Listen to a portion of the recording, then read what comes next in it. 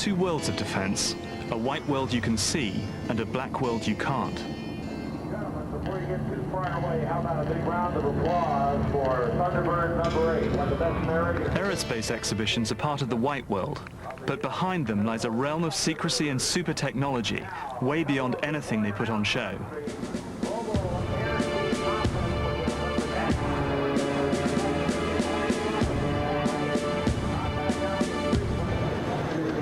Hi, Tony. Hey, Nick.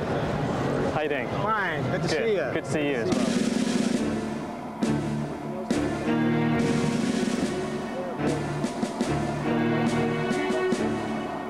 Where is it again?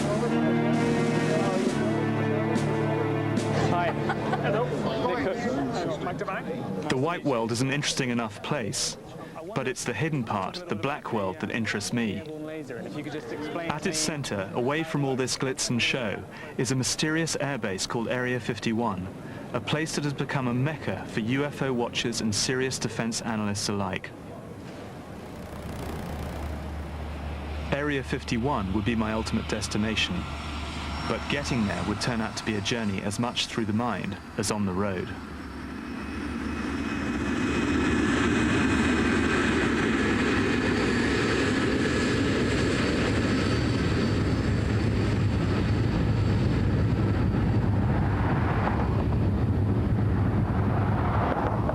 Well, I've reached Fort Worth. The reason I'm here is because a while back I was interviewing a guy called Bob Widmer. Now it transpires that 40 odd years ago, Bob Widmer, as the head of design at what was then General Dynamics Convair, was working on a program, very, very secret program called FISH, sometimes known as Kingfish. And this was a requirement that the CIA needed for a very fast-flying spy plane. And he competed against a different company at the time. Now, the staggering point to me in this story is that Bob Widmer's design lost the competition for this CIA spy plane.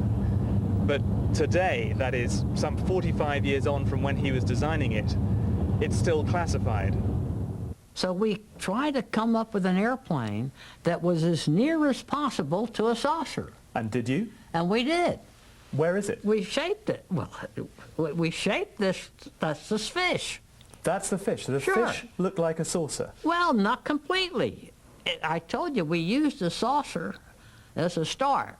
So the front, you see, Looks. and then we took the back and we had to take it and a piece of it, but it really wasn't. It was as close as we could get. It was always the ideal that we used.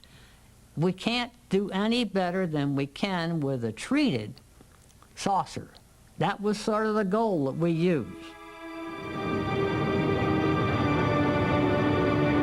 This is the plane that won the competition, the Lockheed-built Blackbird. For years, its performance, even at times its existence, was kept totally secret. But bit by bit, the data began to leak out, that it was the fastest, highest flying plane ever built, used for top secret reconnaissance missions all over the world. It's a classic example of a black program gradually turning white.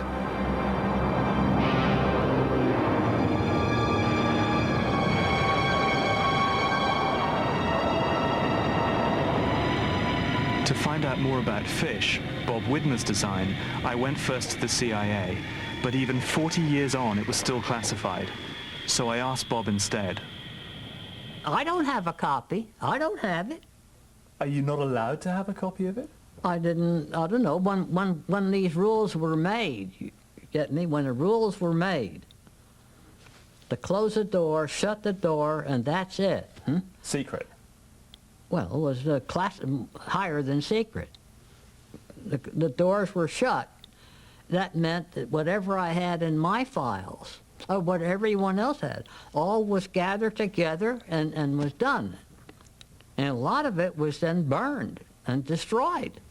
And this is for a project that never actually flew. That's true. 45 odd years ago. That's true.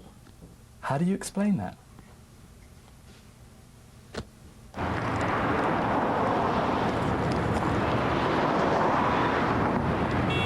It's an intriguing story. What I find particularly fascinating is that some aspects of Widmer's design don't seem too far away from a black world project that many people are talking about right now. Ask officially and everyone will deny it, but the strong rumor is that America already has a plane in the skies to replace Blackbird. It's called Aurora and goes faster and higher than its predecessor. So I'm here to talk to a congressman who's been asking awkward questions about it on Capitol Hill. Do you know whether Aurora exists? I have it has not been verified to me through legitimate channels that the Aurora exists. And thus, if it does exist, I have not been able to find out the information about the project that I would need to know as chairman of the Space Subcommittee that would enable me to see that technologies that were developed for the Aurora could be part of our calculations as to how much should go into the budget, into our space budget. You wrote to President Clinton requesting declassification of the black budget. And the only word back that I received from the president was a letter acknowledging my letter. And we haven't received a letter answering my specific request about releasing information about black programs, especially about Aurora, if it exists. Are you yourself a believer in Aurora? Well, if I had to bet the mortgage, I would probably come down on the side of saying there is an Aurora and that there's something out there that was developed in the latter years of the Cold War that uses some kind of a scramjet or ramjet that goes to 6 to 8 times the speed of sound and probably unmanned, made with the latest materials and technology and engines and craft. I would think there is, because there's been too many sightings and too many people who are reliable sources that what they've seen is inexplicable except for that.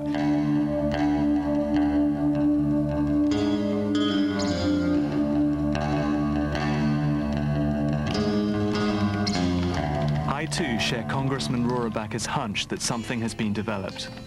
Blackbird had been flying for at least 3 years before anyone admitted its existence. In Aurora's case, it would certainly explain where some of the Pentagon's missing billions have gone.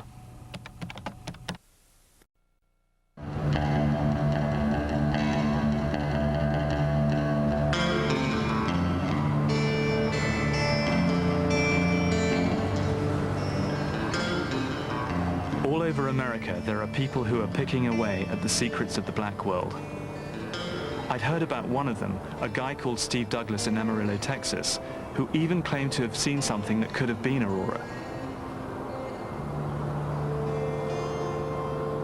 Well, it happened on a spring day here a few years ago. I was in my office monitoring military traffic, just like I always do, when I heard some unusual traffic, and then a huge roar and rumble, like the sky splitting apart, shaking the house. You could actually feel this rumble in your chest.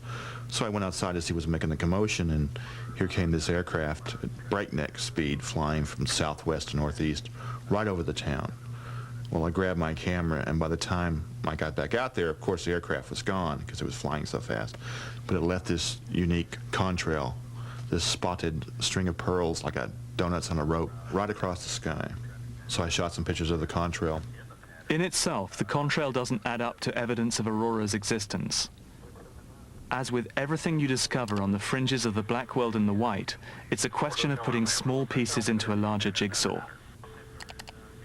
Douglas is determined to find rational explanations for what other people simply call UFOs, but my instinct tells me there's much more to it than this.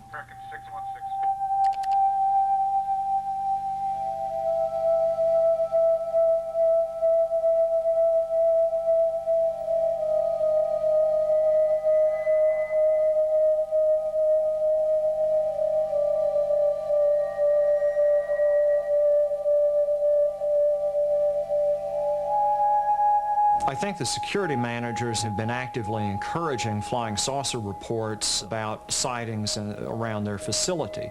Because if everybody thinks you have people just out there seeing flying saucers, it makes it a lot easier to hide highly classified aircraft.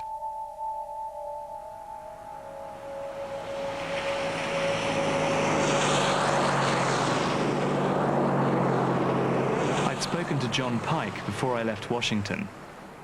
He's been making the connection between UFO sightings and top-secret aircraft for years.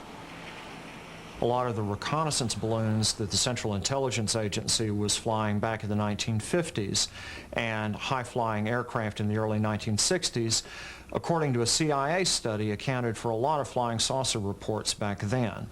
When you look up in the sky, the question of whether you see a high-flying aircraft or whether you see a flying saucer may just depend on what you saw on television the previous night.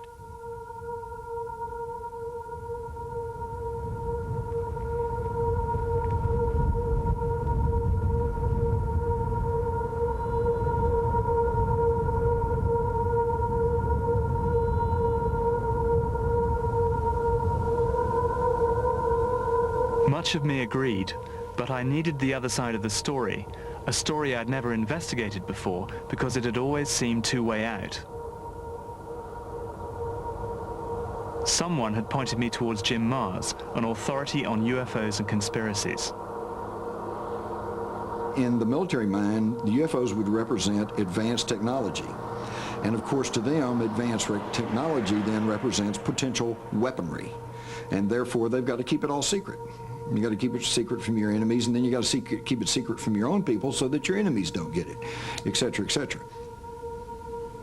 Is the UFO phenomenon about alien beings, or is there an earthly dimension to it as well? Well, that's the real question, isn't it? I'm often asked, do UFOs represent spaceship from another planet, or do they come from another dimension? Or do they come from another time? Or are they simply advanced technology being tested by our governments?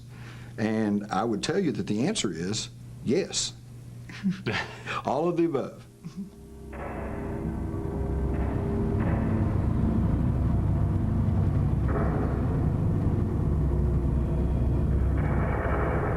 It's dead easy to dismiss a lot of these people as cranky or deluded, but the one thing I've learned after years in the business is never to dismiss something as impossible simply because you can't imagine it happening. Time was when traveling in space was laughed off as fiction, but it happened sure enough, and much of it was developed here at the Marshall Space Flight Center in Alabama. NASA is still the place where dreams come true. Some people call it the white face of the black world.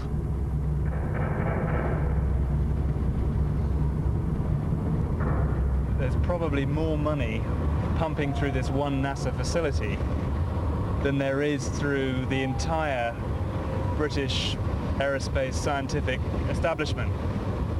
And this is what I find incredible about America, is that you can get so much technology concentrated in one place, but you also realize that the stuff is everywhere. It's across the entire country. Monitors are reporting that the spacecraft is go for launch. Hydraulics go. SSC, hydraulics internal. T-minus 15 seconds and counting. Rocket launches at Cape Kennedy are what the public see, but I wanted to get inside the heads of the dream makers. 5, 4, 3, 2, 1. We have ignition and we have liftoff of NASA's Mars Climate Orbiter as we continue to explore the mysteries of the red planet. View from the second stage of the Boeing Delta II vehicle as we continue to rise 20 seconds after liftoff. Everything continues to go well. Everything continues. There's an awful lot goes on here. A lot of it is current science, stuff that's happening here and now, essentially rocket technology, things that really haven't changed too much since World War II. But there's also an awful lot which is way, way out Tomorrowland. And one or two people I hope to be speaking to here should have a very insightful view into the future, and we're probably talking decades, if not hundreds of years out in terms of space travel. A wonderful view of the Earth's limb as we rise above the Earth's surface with our Mars Climate Orbiter. What I really wanted to know was, were there revolutionary forms of propulsion available that would explain the otherwise impossible? The nearest star, Alpha Centauri, is 4 light years away. We're looking at, already today, breakthrough physics, physical phenomena that has not been proven yet, that will be required to make a fast trip to the Alpha Centauri system. Antimatter-driven fusion drives, space warp, the ways to get to other stars in a Star Trek type fashion. If we're not thinking about that kind of stuff today, we won't be going to the stars in 100 years. I guarantee it. Just like I can guarantee, because we didn't start looking at the technology to go to Mars back during the Apollo era, we're not there today.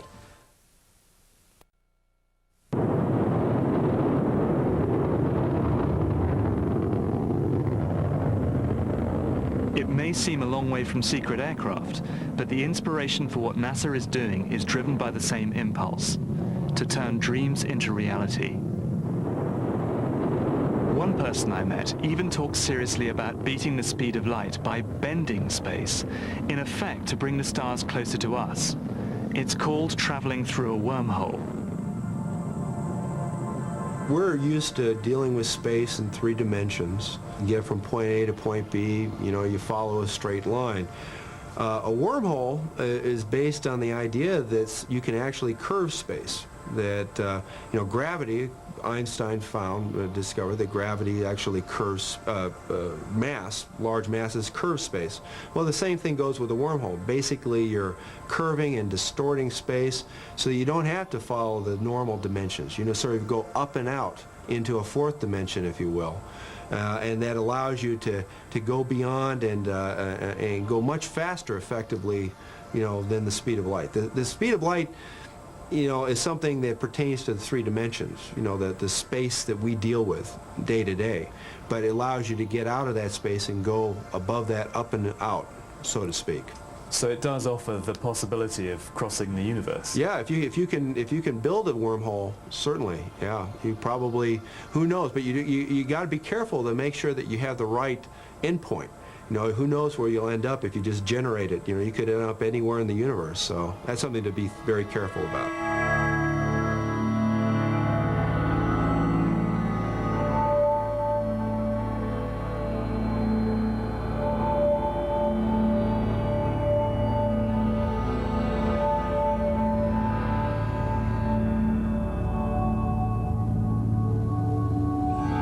Someone talk this way, I knew the detour to NASA hadn't been a waste. Though they say this stuff is way in the future, just how far away is anyone's guess. Maybe in the black world, some of it was a lot closer to reality than anyone at NASA believed or cared to admit. I've always been extremely excited by this landscape. It's a sort of landscape that allows you to believe that anything is possible. I look up into that big old sky and that enormous horizon. Because there is absolutely nothing like it where I come from, it does fill you with this sort of strange belief that anything is possible out here. And it's sort of reflected in the people that I speak to, because when you're out in somewhere like New Mexico, in this landscape, there's a look in their eyes that kind of says, yes, anything is possible out here in a technology sense. And maybe the two feed off each other, I don't know. Maybe the landscape inspires the engineers who do these things to go out there and do extraordinary things, but I definitely get the impression that anything is possible in this place.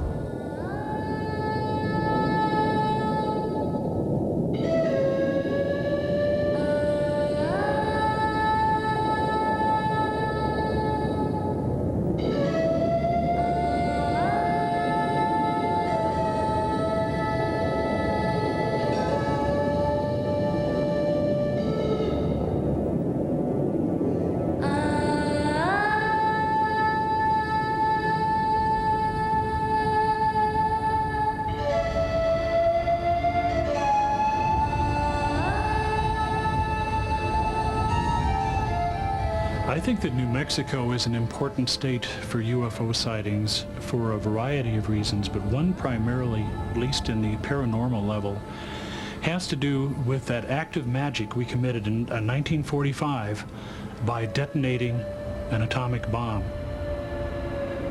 It just seems as if that atomic blast acted as a magnet for all sorts of strange phenomena.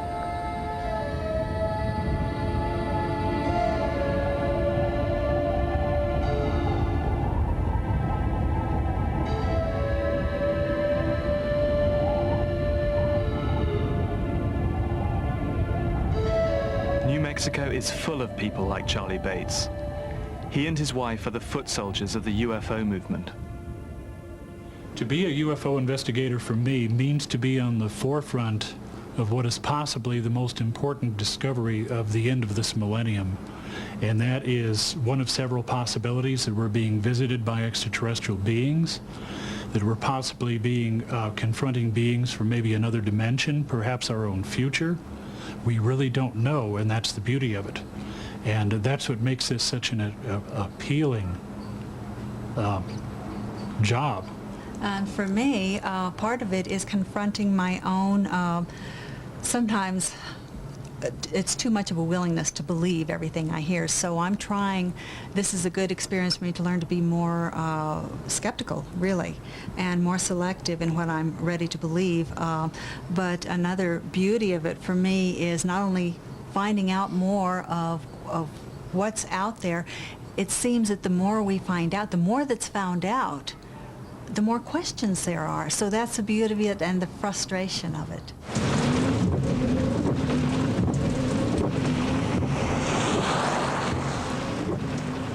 While the Bates erred towards the paranormal, I was still firmly in the skeptics camp. Perhaps the person who took me closest to believing in things I'd normally have thought were impossible was Boyd Bushman. He is a senior scientist for Lockheed Martin, the world's biggest defense contractor. In the quest for breakthroughs in aircraft propulsion, it was Bushman's job to think beyond the frontiers of what is known and understood.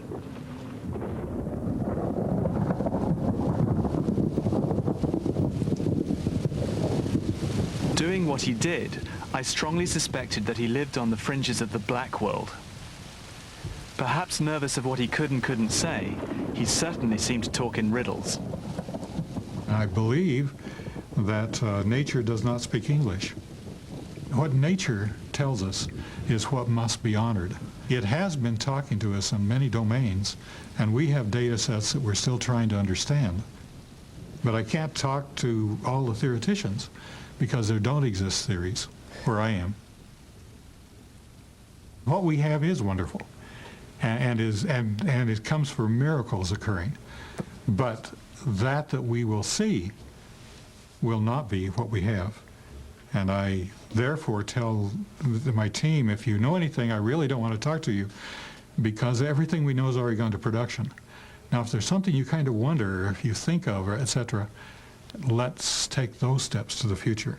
And that's what we always have to do, is walk literally. Kind of a lonely walk, but a very, very rewarding walk, to listen where languages are not taught and verbalization is not used. But we have to learn its language.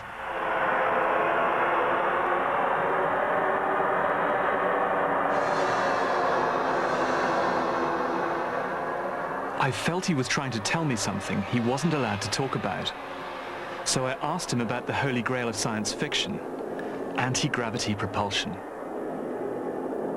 I do notice in recent publications that one of the latest group of my colleagues have said that they have evidence, because of the separation of the galaxies, that there is an anti-gravity. I went back to some of the first work on gravity done by Galileo, and he climbed his Leaning Tower of Pisa and dropped 2 stones. They arrived at the ground at the same time. I climbed my Leaning Tower of Building 500 here at the company, and I dropped my 2 weights that were exactly the same weight, and they did not arrive at the ground at the same time. I had purposely placed opposing magnets that didn't like each other, like two norths together. And I had already done an iron filing test that showed that it was showering out an entire magnetic plane.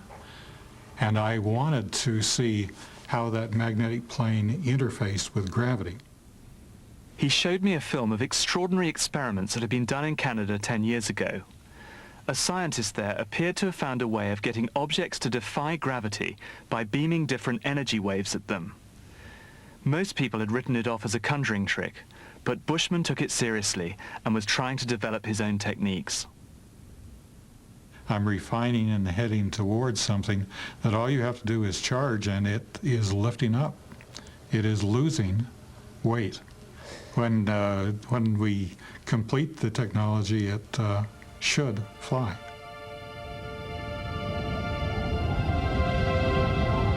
I was astounded that someone of Bushman's standing should seriously discuss the notion of anti-gravity with me. His experimental work opened up a world of possibilities that for me has made the unbelievable believable.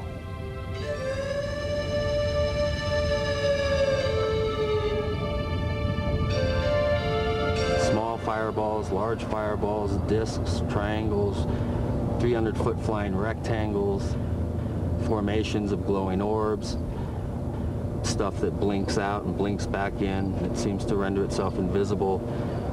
Yellow spherical object, large dark objects, triangular, blot out the stars, for no sound whatsoever. I'm now heading towards southern Colorado, and the reason I'm going up there is that there have been a lot of sightings reports of strange objects in the sky. Now, until this point, you know, I really was heading up there with all the skepticism that someone who has heard about flying saucers and the like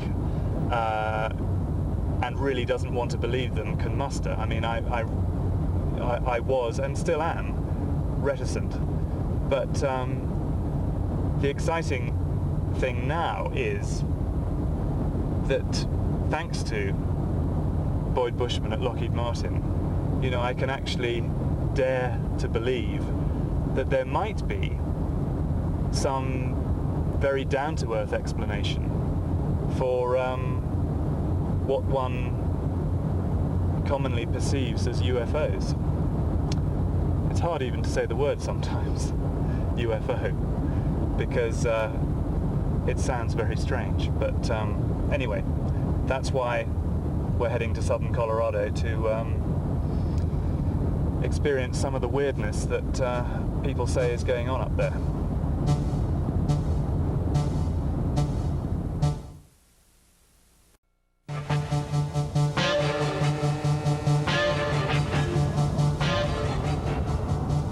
The first guy with a strange story I met in Colorado was Ken Fry.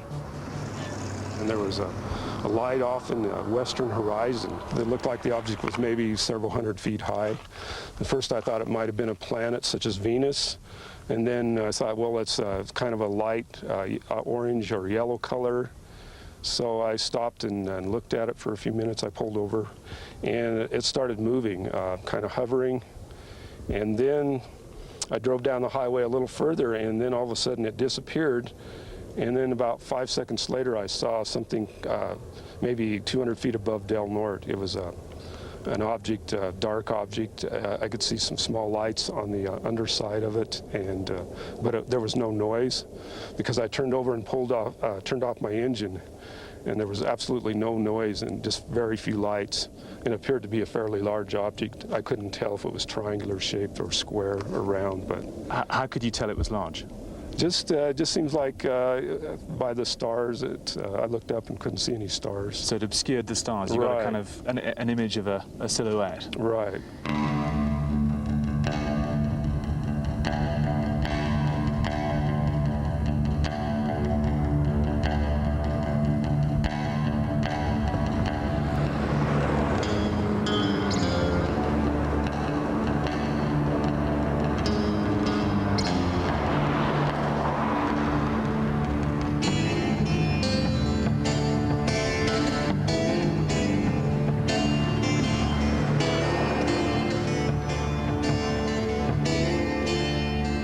just the start of it. Everyone I spoke to had a story to tell. David Perkins had been researching the sightings for 25 years. Where we live, it's just a continuous barrage, this is southern Colorado we're talking about, of strange craft being reported by people that are reputable observers, many of them ex-military observers.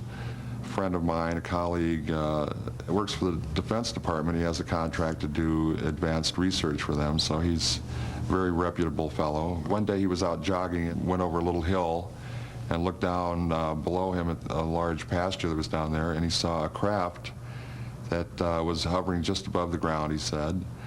And he told me that it was a mile long, hovering there, and you could see clearly the outlines of windows. It was a large metallic craft, totally silent. He stared at it a while, became frightened, and ran back into town, immediately called NORAD, and said, could you please tell me what is a mile long that's hovering in the pasture outside of town? And they, of course, said, we have no idea what you're talking about. NORAD being North American Air Defense Command. Right. And I thought that was a very interesting and reputable report, because obviously he had a lot to lose by giving crackpot reports if he's working for the Defense Department. I might have discounted stories like these, except I was hearing them all over the place. But the thing everyone was really talking about were mysterious cattle mutilations. At first sight they seemed irrelevant, but the frequency of the stories and the fact they always seemed to be associated with UFO sightings meant that I couldn't ignore them. So I went to see Chris O'Brien, a resident expert on the subject. I investigated a case, you know, just your average rancher, average ranching family in the middle of nowhere. They literally had no trees, no places to hide, nothing for a mile all the way around them. One road in, one road out.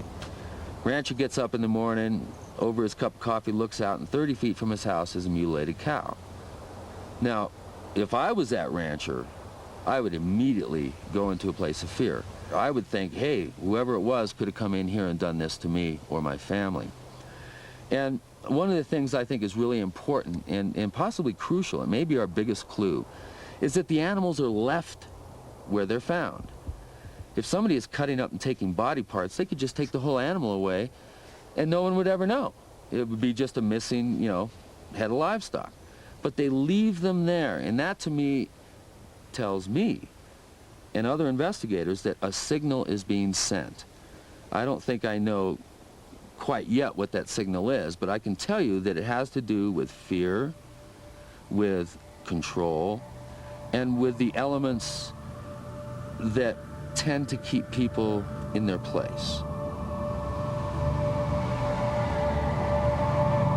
Who is supposed to be keeping us in our place is not clear. Chris doesn't pretend to have any answers, but he showed me some video to back up his point. Predators have obviously torn this animal up, but there's unusual cookie cutter incisions.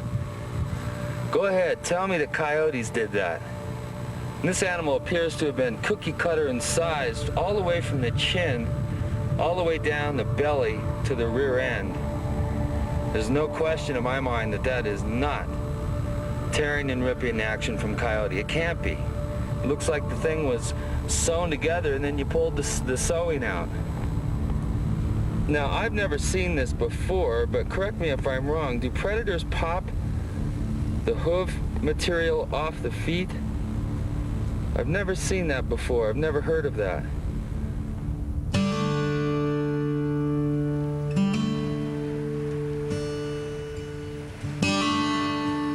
Chris O'Brien told me about a rancher who'd had a direct experience of a strange visitation. Gone to bed about 10 o'clock that night, and for some reason around 10:30 I felt that there was something wasn't right.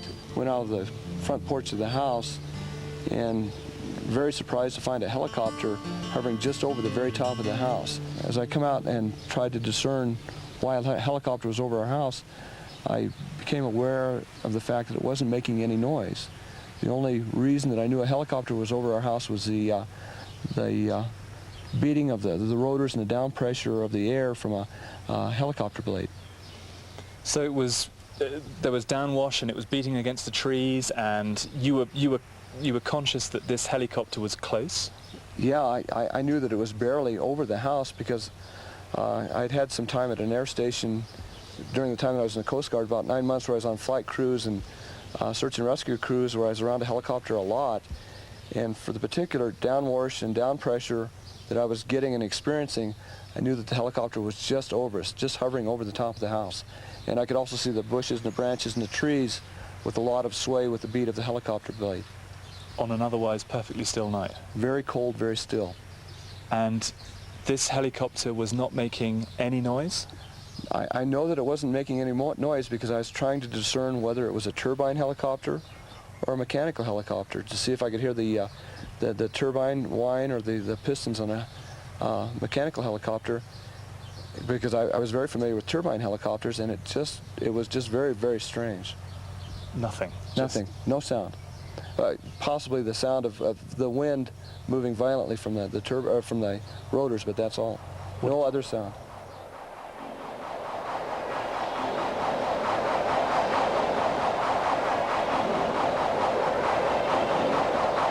The next morning, John Haar and his sons made an unsettling discovery in a field behind the house. We found, first of all, a dead cow that had apparently died in her sleep. She was in a sleeping position, had never moved, with no apparent cause of death.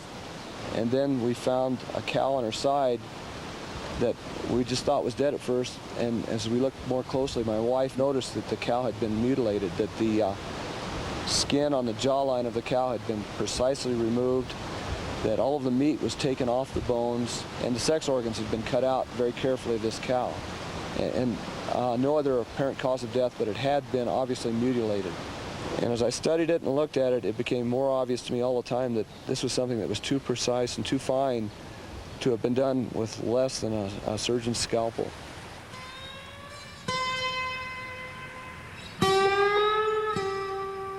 I'm angry. I wish if they wanted to kill cows, they'd kill their own cattle. I wish it wasn't mine. I don't know who they are, but they are powerful enough and have enough money to have helicopters that can apparently stun cattle as they sleep in the ground and run silently. Maybe it's Big Brother, I don't know. My wife's not here today during this interview because of the fear that she feels it might bring upon us, but I'm not afraid of it. And how does that fear sort of articulate itself? What do people, your wife, think is going to happen or could happen? Well, she believes that I may be stepping into something bigger than what we're capable of handling ourselves, which is very possible. If there's some sort of, I don't know, plot or whatever that, it's beyond my understanding. I don't know. It's bigger than what we are. I don't know why someone would do this, but if they're ruthless enough to kill cattle, what are they going to kill our children next?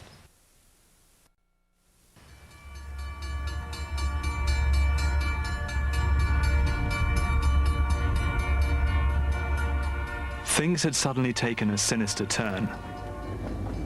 Some people wanted to believe that extraterrestrials were responsible. Others that it was the work of the government. Either notion was pretty hard to get my head around.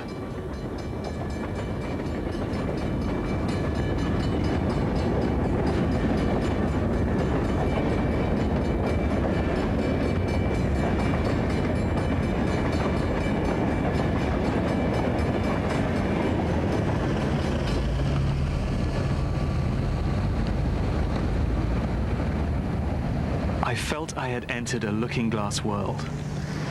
In the midst of this madness, I wanted to know if David Perkins had come to any conclusions.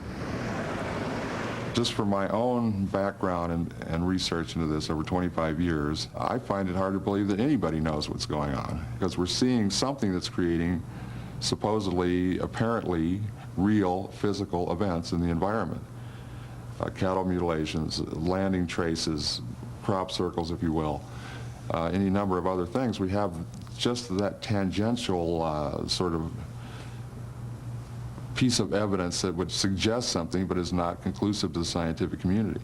From my own point of view, it doesn't satisfy my curiosity as to what is actually behind the phenomenon. I suspect it's a much bigger picture than extraterrestrials even. To me, that seems like a simplistic answer. I think there's got to be some other explanation. And from my point of view and my own research after all this time, I tend to feel it's a reflective phenomenon, that somehow it's emanating from humans, emanating from the Earth, somehow part of our existence here rather than something that's coming from above and beyond.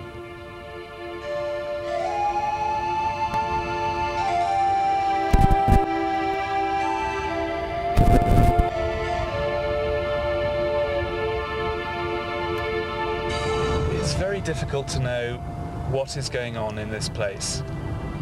There are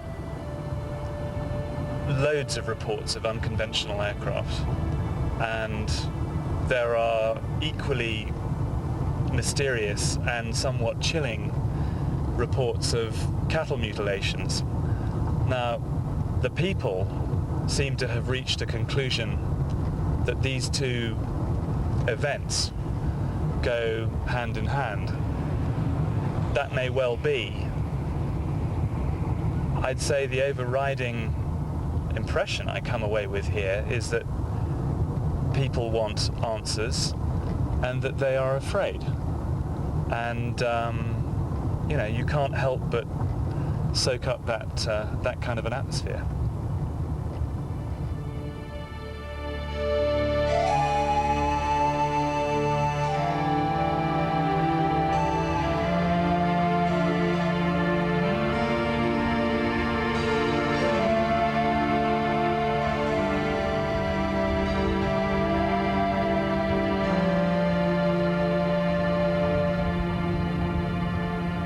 My experience, though, has indicated that most of the rank and file people in government and in the American military have simply not been clued into what is really going on. I feel that the definite knowledge that the United States government holds is in the hands of a very select few people.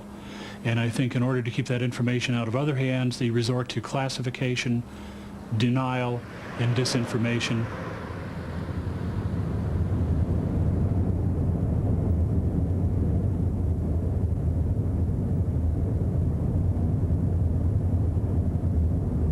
I hadn't been prepared for any of this.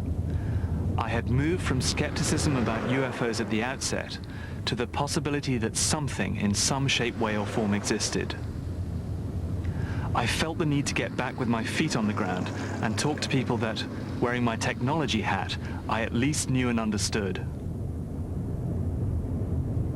And so I returned to Washington to tackle General George Mullner of the U.S. Air Force, the man responsible for how the Air Force spends its budget, including, I knew, a significant proportion of its black budget on advanced aircraft and weaponry. I sort of knew what he was going to say. I just wanted to hear him say it. General, I've just spent a couple of days in southern Colorado where a lot of apparently credible witnesses are reporting sightings of extraordinarily unconventional aircraft. And I mean things like huge black triangles, silent helicopters, all kinds of very extraordinary craft. Should we be looking to the US Air Force for whatever is going on in this place? Well, the only programs that I'm aware of that we have operating out in that environment, obviously our 117s operate out of Holloman. They're triangular shaped, obviously they're black, and they operate at night quite frequently and so on. But I think the 117 has become somewhat of a familiar platform to a lot of people, although it is difficult to recognize just because of its shape. It is triangular in many planes, as you know. And then all the rest of the airplanes that we have operating down in the Holloman area in particular are all conventional airplanes. So I don't know of any other development programs or anything else that's going on down in that area or in southern Colorado in general, or for that matter in the New Mexico area. We don't have anything of significance operating there. I can tell you as an aviator, though, quite frequently it is very, very difficult to discern what a platform is. B-2, for instance, if you're looking near co-altitude with it, it just seems to disappear into the background. But again, these people are describing things that hover literally right over them sometimes. Seemingly unmistakable sightings of these things. Well, I'll tell you, if they can get me the name of the contractor and whoever's operating, I'd love to put them under contract to develop some of these things. But they're not anything that we're flying down there right now that I'm aware of.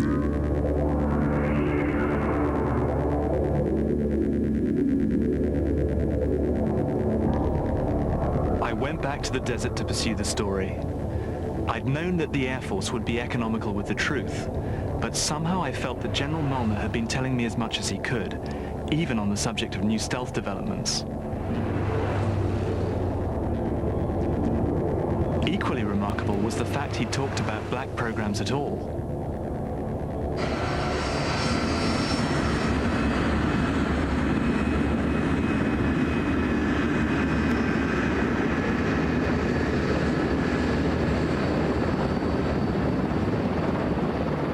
I think the next generation of stealth, beyond where we're at right now, at least initially, would probably be developed in the black. The techniques necessary to achieve those next gains, I think, are going to require some sensitivity. And there may be some weapons technologies that would be developed in a covert fashion until they're mature enough to bring forward.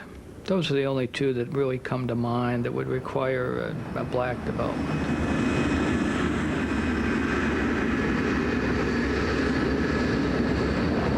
Given that it appears that few people really do seem to know, both in the military and in government, what is going on in the black world, I'm beginning to wonder who's accountable here.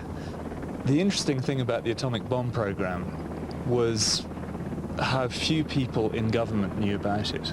The only politicians who were let in on it were literally the President of the United States of the day. Towards the latter stages of the bomb program, other people were introduced to it.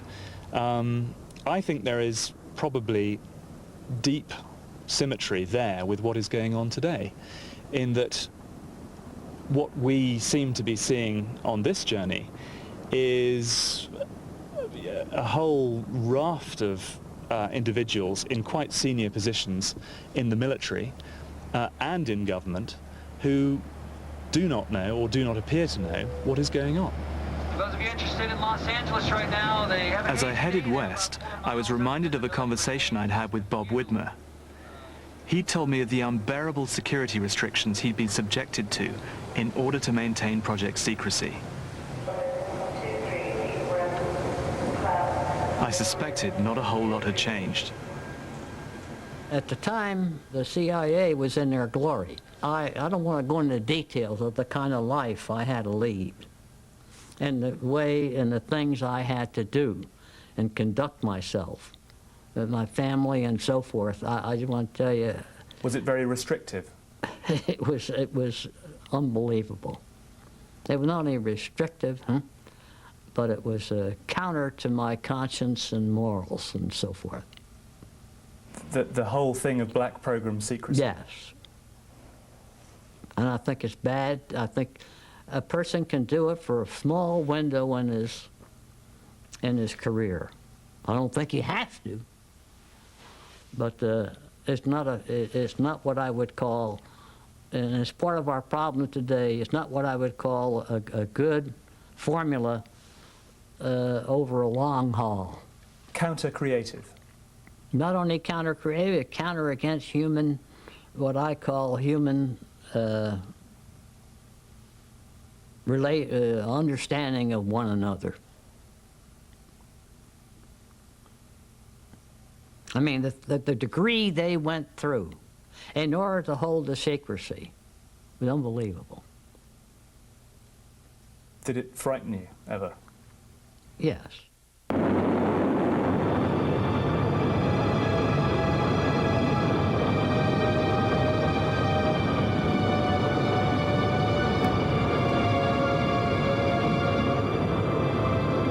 I think the main reason we still have a lot of these black programs is because it's fun. People working on the program like to think that they're important, like to play I've Got a Secret. It makes it a lot easier to run a program if you don't have to worry about members of Congress asking questions at hearings or reporters running around reporting on the problems your program's having.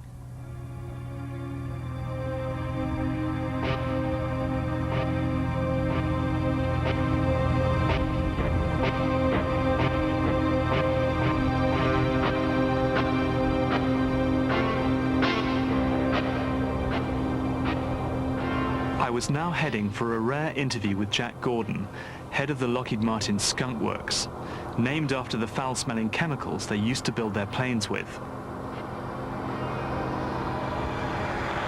It was this facility, located on the edge of the high desert in California, that developed most of the Air Force's black aircraft, from the U-2 spy plane in the 1950s to the Blackbird in the 1960s and Stealth in the 1970s. Even though it has little to show for what it does today, the high level of employment at the plant suggests that the Skunk Works is still as busy as ever, doing what it does best.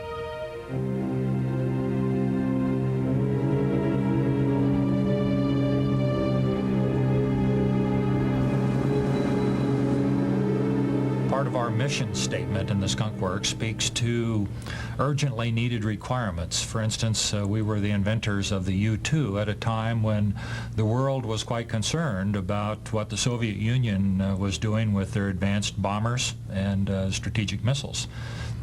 You once told me that there are 3 shades of Skunk Works programs: white, gray, and black. Give me an example from each category, if you will. A white program, of course, is the standard program that everybody is familiar with, and an example of that today might be our single stage to orbit work, our X-33 prototype program that we're doing with NASA. And that is a program that is being managed on the internet. We're connected with a number of NASA centers and with government organizations and with our team partners.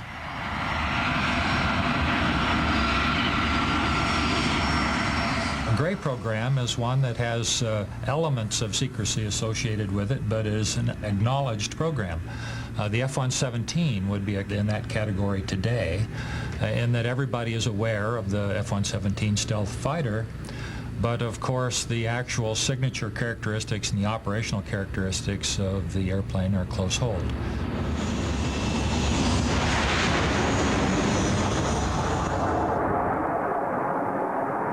So that would be an example of a special access gray program.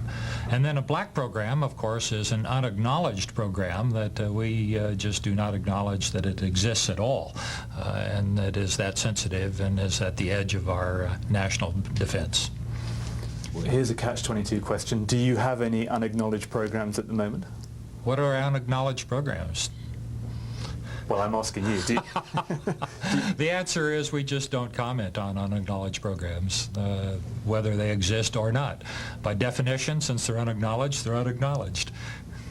There's a kind of post-X-Files perception that the Skunk Works is responsible for just about anything. Are you responsible for UFOs? Well, the Skunk Works has had a long association, I suppose, in the press with UFOs, with programs like Aurora, which I believe was really a code word for some B-2 funding. I know in the popular magazines there has been some speculation that there is an underground tunnel between our Hellendale facility and Edwards Air Force Base where we transport the aliens back and forth. But I can assure you that I haven't seen any of these little green folks yet.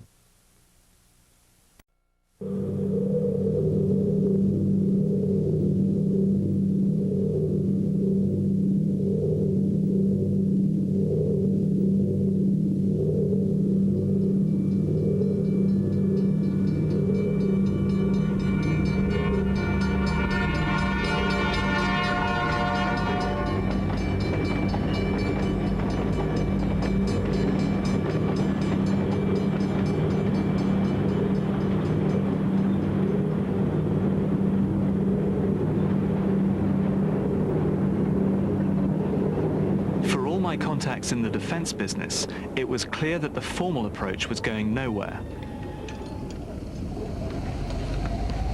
The building blocks of a story were there. A government that had upwards of $30 billion a year to spend on classified programs, and ordinary people who were reporting things in the sky that they couldn't begin to explain. It was bridging the gap that was the challenging part.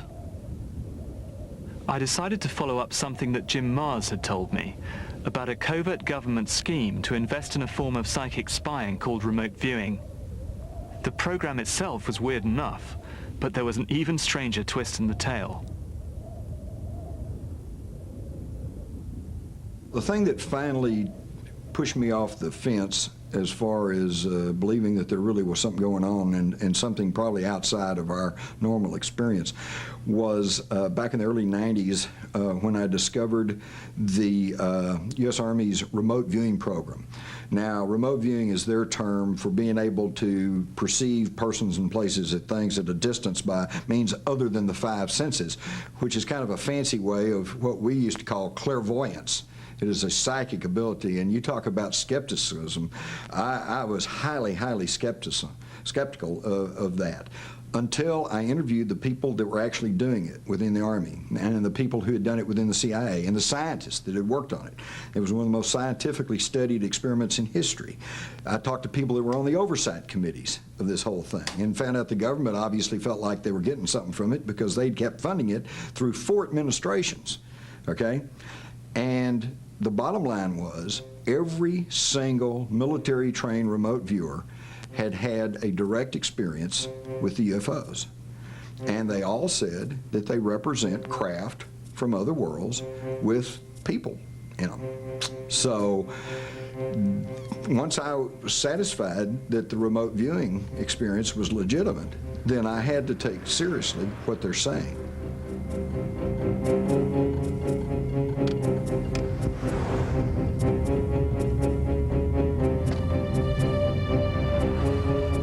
Jim Mars gave me the phone number of Lynn Buchanan, an ex-Defense Intelligence Agency remote viewer whose credentials checked out.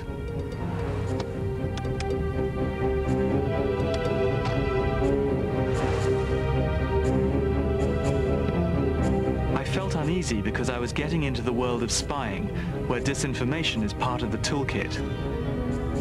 But at this stage, I was prepared to try anything that might take the investigation forward, especially since Jim Mars' story seemed to imply that the American intelligence services might actually have been using their remote viewers to gather information on UFOs.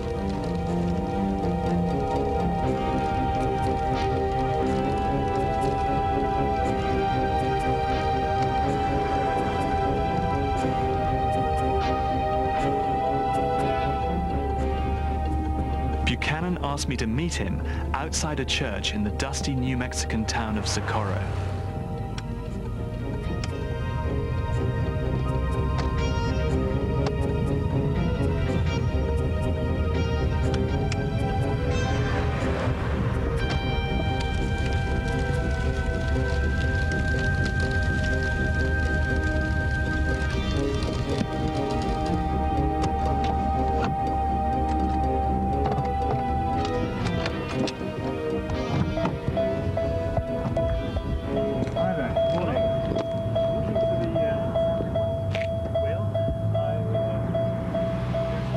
An experienced controlled remote viewer who's been at this for several years can carry this entire thing to where he can read a document locked in a safe halfway around the world, where he can draw the floor plans of a building where a hostage is being kept.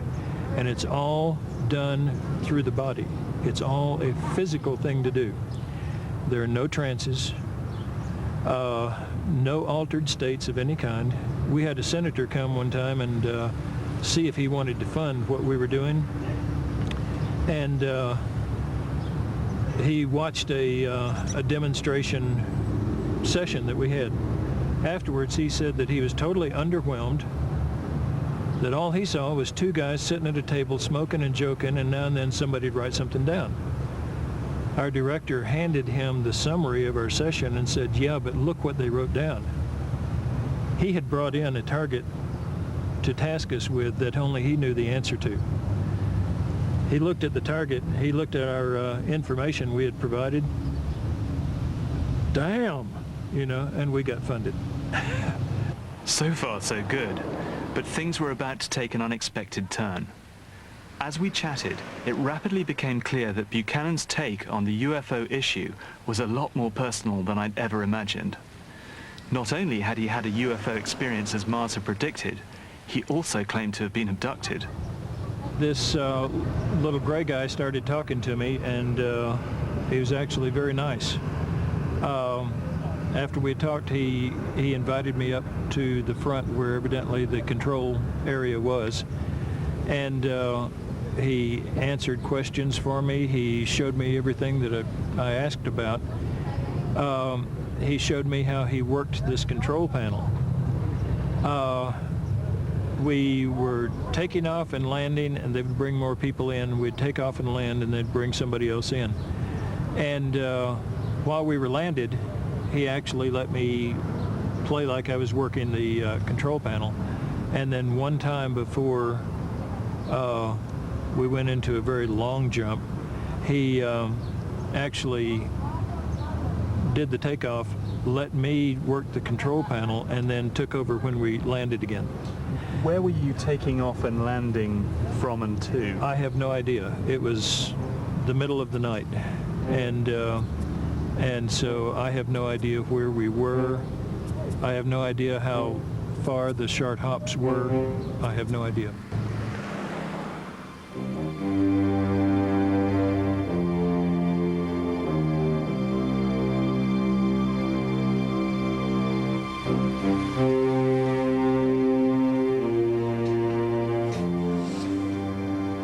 The interview with Lynn Buchanan was probably one of the most bizarre experiences of my life. I found what he had to say about remote viewing very interesting, because this is something that I can correlate and verify. We do know that the CIA and the Defense Intelligence Agency ran a controlled remote viewing program from the mid-70s onwards, and we know that it was funded to the tune of $12 million or thereabouts. But when it gets into the realm of abductions and extraterrestrials he claimed to have experienced, then that is deeply weird territory for me, and it's not an area that I naturally feel comfortable with at all. But you know, the guy said it happened to him, and who am I to disbelieve him? You know, I think it's one of those things you either have to accept or you don't, and I'm not going to be judgmental on it.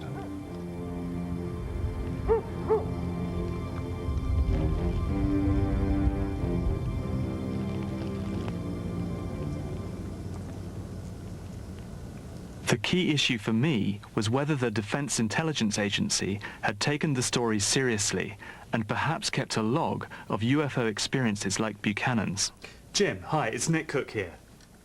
It wouldn't be conclusive, but if Jim Mars had heard the story from other DIA sources, it would at least give it an outlandish sort of status. Did you hear about his, let's say, abduction experience from other sources, or did you originally hear it from him? You heard it from other sources. Right, interesting. Well, it ties in completely with what he said. But I mean, seeing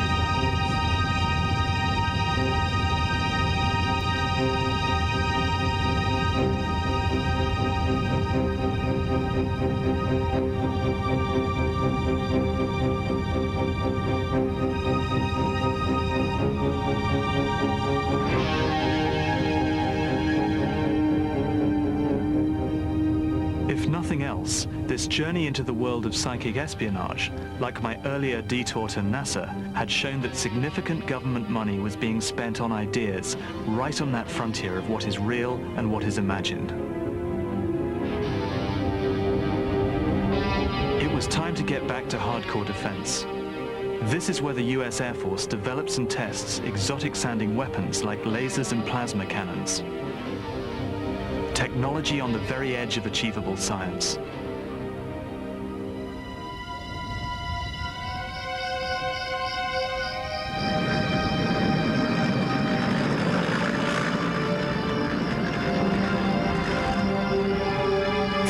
devices are being used to measure distances across the galaxy, but the US Air Force is also developing the technology into a powerful new weapon. Throughout time, there have been advances that have changed dramatically the way wars are fought. We believe this is one of those advances because for the first time it will allow us to strike an attacking missile from hundreds of miles away at the speed of light. So to strike at the speed of light, it signals a new era of defense. What you're looking at here is a model of the United States Air Force's airborne laser, a project to package a weapons-class laser on a Boeing 747-400 series freighter aircraft, a commercial aircraft, placing that laser in that aircraft, and then developing all the technologies needed so that that laser light will emanate through the nose of the aircraft to strike a theater ballistic missile hundreds of miles away. The type of missile, theater ballistic missile, typical would be the Scud missiles that were used against us in the Gulf War.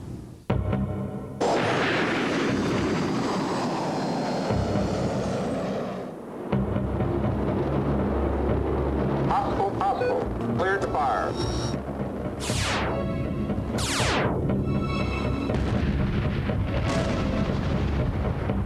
As I listened to Rich Garcia, the thought I couldn't get out of my head was this.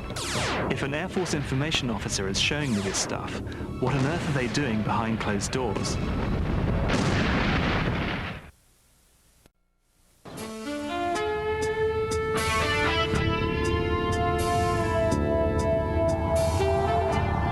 I was now on the very last leg of my journey. The point where the white world of open defense meets the black world of super secrecy.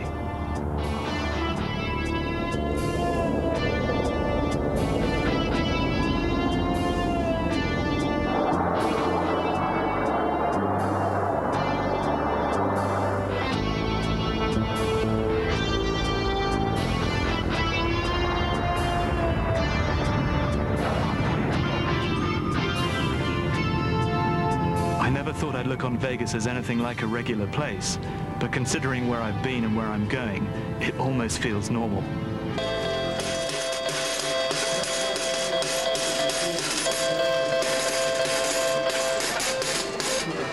Going up.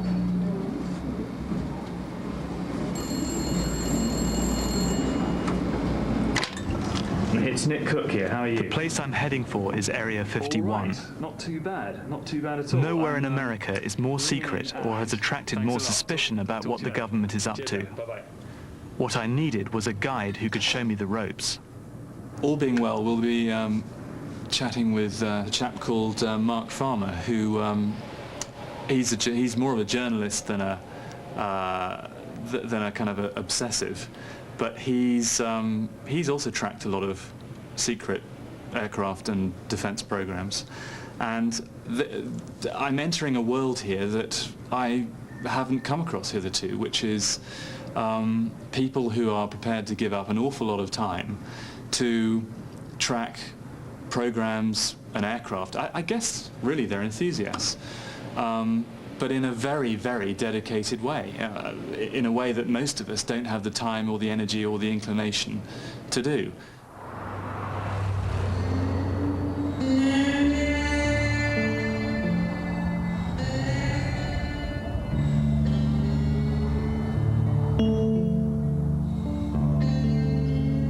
Area 51 is 100 miles north of Vegas.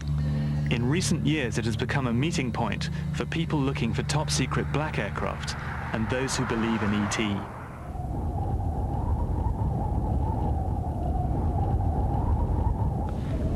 On the road out of Vegas is Rachel, a tiny settlement in the shadow of Area 51 that's largely populated by, and in some cases making a living from, people who are convinced that aliens are amongst us.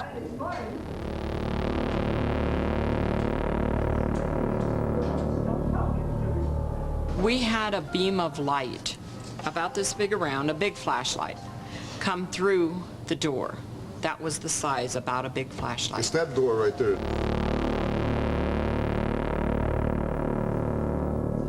It shot about 6 feet into the room. It totally illuminated the door jamb. And it was at least 20 below zero outside, so I'm telling you, the door was closed. This It was very object cold. came through. We were the only ones here. Right. At that time. It happened between 8:30 and 9:30 at night, and we both felt that there was a presence. Well, we looked at each other. We were listening to television, talking, and said... I said, did you see what I think I just saw? She said, yes, I did. Yeah. And I said, make yourself at home. You're welcome to be here.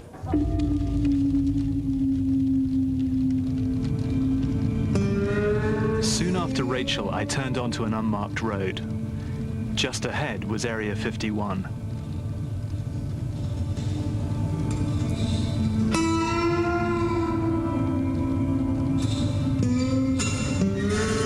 It doesn't look like much, but Area 51, also known as Groom Lake, is so secret it doesn't appear on any maps, even though it's surrounded by a closed-off piece of government land the size of Switzerland.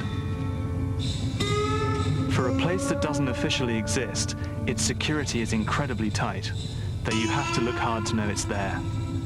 I had been forewarned that every mile of my approach would be monitored by security cameras and sensor devices.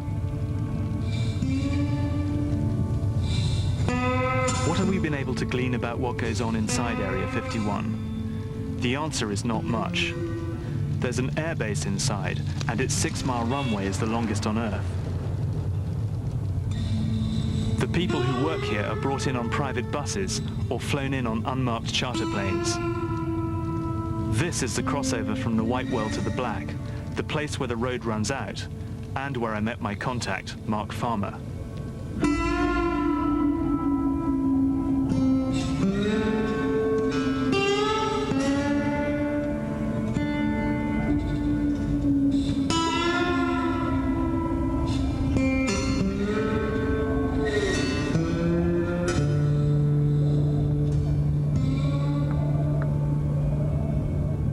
So Mark, I feel like I'm on the edge of the world, but tell me, where are we? In some ways you are on the edge of the world, the edge of the white world.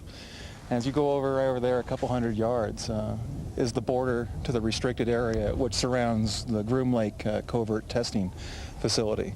And once you go just beyond the road there, past those signs that we were just at, you're liable to arrest, search and seizure. People that are taken and arrested there are forced to sign a statement that makes sure that they were exposed to any inadvertent exposure to classified material. And you know, they do business differently just a couple hundred yards from here. That out here we enjoy all the rights and privileges as the citizens of the United States and the United States Constitution. But you pass that line and all that ends. For skeptics, these pictures provide proof of Area 51's existence. They were taken from a peak overlooking the base, which has since been commandeered by the government and closed to the public. For me, pictures are simply icing on the cake. I've never seen the base inside Area 51, but like the black world itself, I don't need to know it's there. Area 51 out in the Nevada desert has long been America's most highly classified aerospace research and development center. During the Cold War, that was where we developed spy planes like the U-2 and the SR-71, and that's where we tested stealth aircraft. I think it's clearly the case that there continue to be a number of advanced technology aircraft being tested at Area 51.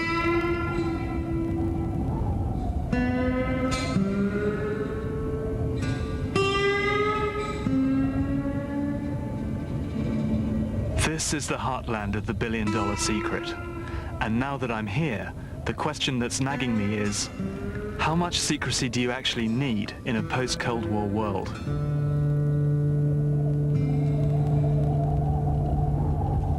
Hey, it's been going on for almost 50 years. You know, there's been an incredible investment in these facilities. It's a way of doing business, and that's not going to change anytime soon. And you also have to look at it as the people who are in charge out there, these civil servants who are non-elected, you know, folks who are running these programs, still view this through the prism of that conflict. That it's still an us versus them to most of these people. And also, you know, some of these programs maybe didn't work out very well. You know, a lot of money is spent on these. You know, maybe you built a $15 billion turkey.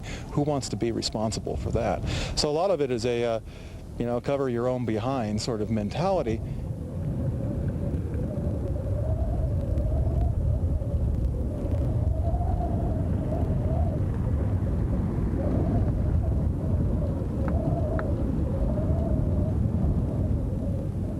I think it is important for us to be able to send our warriors to the battlefield with the best possible equipment to give them the greatest possible advantage.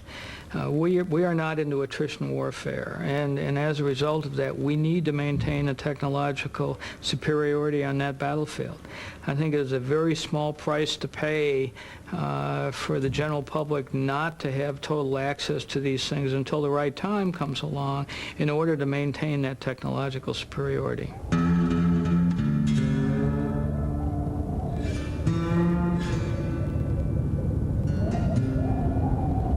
That's not something Glenn Campbell agrees with. He'd been an activist against black world secrecy for years. As long as you have a black world, you have a country within a country, a sort of totalitarian regime that does not conform to the rules of outside democracy. It is kind of an anachronism. It doesn't really belong here in America, yet here it is. As long as you have a need for defense, that's what you're going to have. You're going to have a military that isn't accountable. You're going to have a world that isn't accountable to our normal rules. I'm not saying that's wrong. I'm not saying that there should be no secrets in the military. It's just an interesting place to study how humanity works. I equate Area 51. Area 51 awakens in me an old memory I have of going to Berlin during the Cold War and peering over the wall into East Berlin. There's the same feeling of being on the border of something. I've always been interested in borders, places where two opposite cultures come together, and this is that sort of place. Nevada itself, Las Vegas, is a very freedom-oriented place. You can do anything you want. You can gamble all your money away. You can, in some parts of the state, you can go to prostitutes. You can, freedom is what Nevada is all about, yet within Nevada, you have a place where there's no freedom, where the society is controlled by a totalitarian regime. That, to me, is a little bit like the old East Berlin.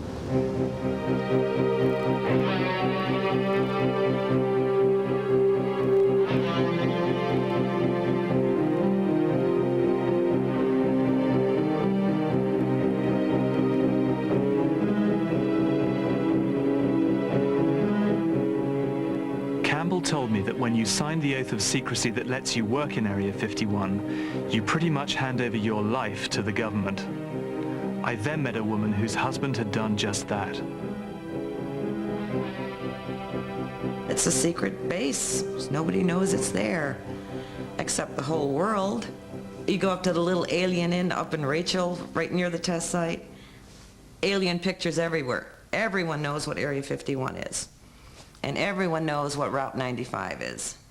And that leads up to Mercury, which is the gateway to the base up there. And that's called the Widowmaker's Highway. And I didn't know for years what it meant. I thought it was because the buses drove so fast that they had a lot of accidents. I didn't realize that if you went to work there that you were going to die. Helen's husband worked inside Area 51 for 5 years. Then he fell seriously ill. But because of his oath of secrecy, he couldn't tell his doctors much to help them. My husband went to a doctor. He wasn't allowed to tell him anything about where he worked or what he did or what kind of materials he handled, how many people worked there. He couldn't tell him anything because it would put him in jeopardy of going to jail by violating his oath. So it was very difficult for the doctors to diagnose anything, and they just kept sending him from one doctor to another. And I remember one day in particular, we went to the doctor, and she took one look at him, and she said, "My God, you're losing your whole face," because it was peeling so badly. So she sent him to a skin doctor, and he did every test he could think of, and he couldn't figure it out. Well, in the meantime, while this was going on, he would come home you know, every so often and saying, well, this guy got sick, or this guy died, or this guy's having an operation, and the guys are, you know, getting together and getting a collection up for these guys. And for a while there, it was like every week. And I said, well, what's going on up there? Why is everybody getting sick? Helen's husband died, and he wasn't the only one. She and a group of former workers at Area 51 sued for compensation, and their case went to the Supreme Court. So far, it's been very frustrating. The government won't even agree that Area 51 exists. And, of course, the guys are being threatened with jail if they speak up. So we're getting nothing but stonewalling. It's like the government doesn't care what happens to them.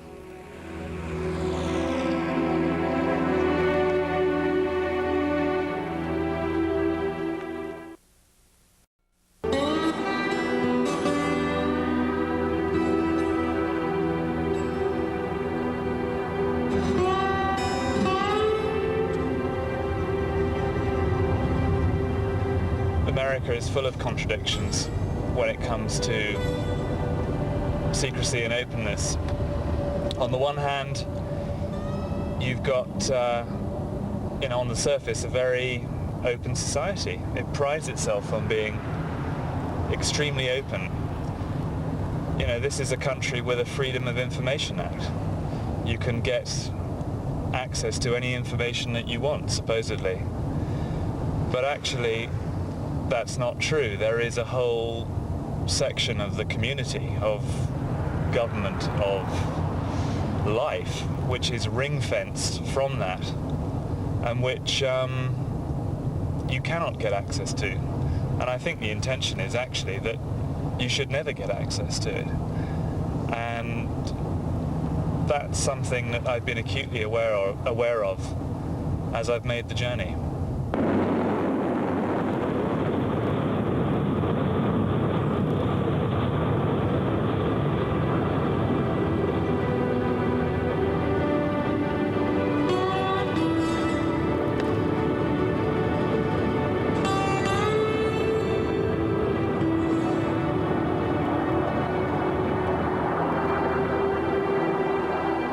Makes me angry that we're not being told a great deal, because in certain times in the past when we were subject to the restrictions of the Cold War, it may have made sense to guard highly secret, confidential technological information from a mortal enemy such as the Soviet Union.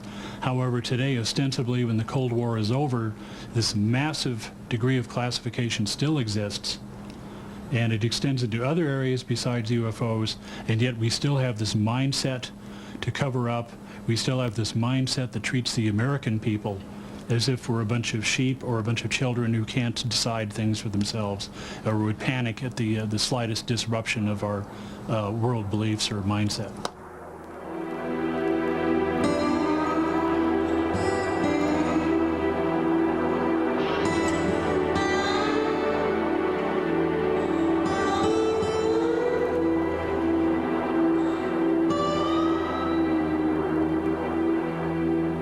Obviously, with the Cold War over, we have lost a focused threat. That doesn't mean that the world environment out there is any more benign. You know, as we sit here today, we've got airplanes deployed all around the world, exerting missions for our national security. To maintain that technological edge in the future requires the same sort of focus on modernization, on bringing these new technologies to the battlefield, so we don't find ourselves trapped into an attrition war situation. As a result of that, the technologies that are developed in the black world need to continue to be matured, and when the time is right, brought forward in the form of weapons systems.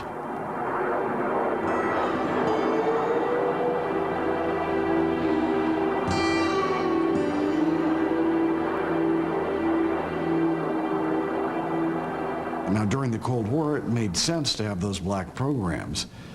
Now that the Soviet Union is no longer our adversary, it's still a dangerous world, but it's not like it was back in those days. And if we have a functioning technology in a black program, We should not be spending billions of dollars in a program that's visible to the public, trying to duplicate those technologies we already have. We can't afford that kind of waste. During the Cold War we could, because that was part of our defense expenditure of keeping those things secret. Well, we don't need to waste that money now.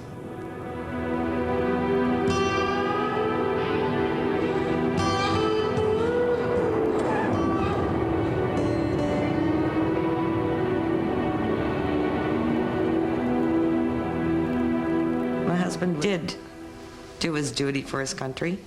He took the oath. He was helping building their defense system. And when he had a problem, there was no one there for him. And there's no one there for the other guys. And they took the oath, and they're sitting home suffering. And they have nowhere to go. I mean, it's even worse than being in a military, because at least they had the VA. They have nobody to go to. They have absolutely nothing.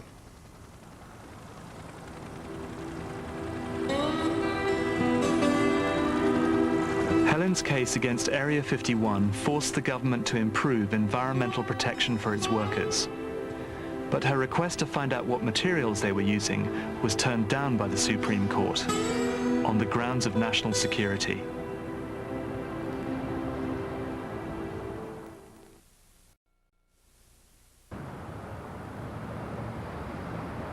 So what do I actually know at the end of this journey? I know that the Pentagon is involved in some amazing science, and that beneath this science, only the pinnacles of which we can see, lies some truly extraordinary and even stranger defense work, which may or may not explain the existence of UFOs. Do I think UFOs exist? Well, I saw enough in southern Colorado to know that there is something extremely strange going on there. But to say, you know, that there is any one explanation for what is happening there, I think is wholly simplistic. I think that the flip side of the truly inspirational work that a lot of these engineers are doing out in the desert is that, you know, there are people at the end of this story. There are people in Colorado. There are people in Nevada who are getting hurt by all of this. And, you know, that's actually, I suppose, at the end of the journey, what I come back to. It's one of the few things, actually, that you can cling to as being real. And, you know, I wonder sometimes whether the people who are doing these extraordinary things out in the desert, fiddling around with strange science, you know, are bearing that in mind, whether they actually know what they're doing to the little guy. And I think now it's just worth remembering that when I look back on a month of the most extraordinary, really was the most extraordinary month, I think, of my professional life. And I can't pretend that I didn't enjoy it, because I did. But it was a bit scary at times too. If you like this TLC show, now you can own it on video. Call the number on your screen and start an adventure for your mind. TLC offers its best shows on home video, including the episode you just watched, and each comes with a complete guarantee of satisfaction. Get your own high-quality VHS tape of this show for only $29.95, plus shipping and handling. TLC, Adventures for Your Mind, on home video. Call now to order. The most revealing network on television, TLC, Adventures for Your Mind.